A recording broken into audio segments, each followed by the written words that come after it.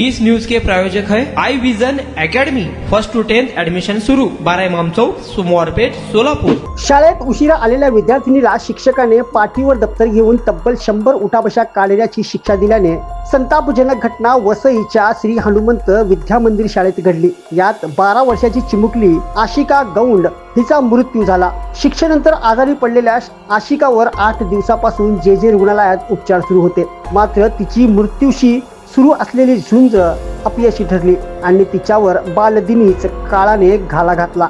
वसई पूर्वेच्या सातिवली येकुवारा पाडा परिसरात श्री हनुमंत विद्या मंदिर शाळा आहे। यात 1ली ते 8वी पर्यंतचे विद्यार्थी शिक्षण घेतात।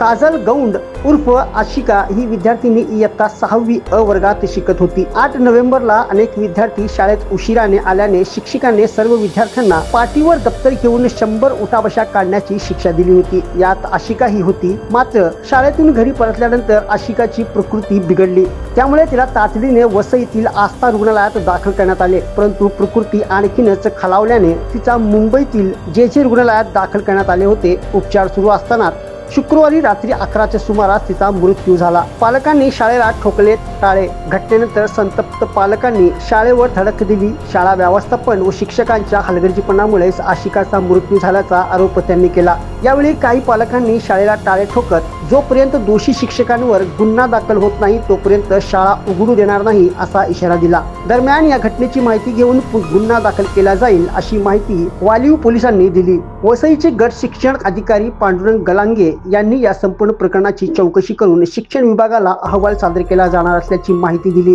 विद्यार्थ्यांना शिक्षा करणे हा गुन्हा असल्याचेही त्यांनी सांगितले। दरम्यान पालघरच्या भगिनी समाज विद्यालयातील अशाच पद्धतीने काही महिन्यापूर्वी 13 वर्षीय विद्यार्थिनीला 5 मिनिटे विलंब झाला म्हणून 50 उठाबशांची शिक्षाही दिली गेली होती।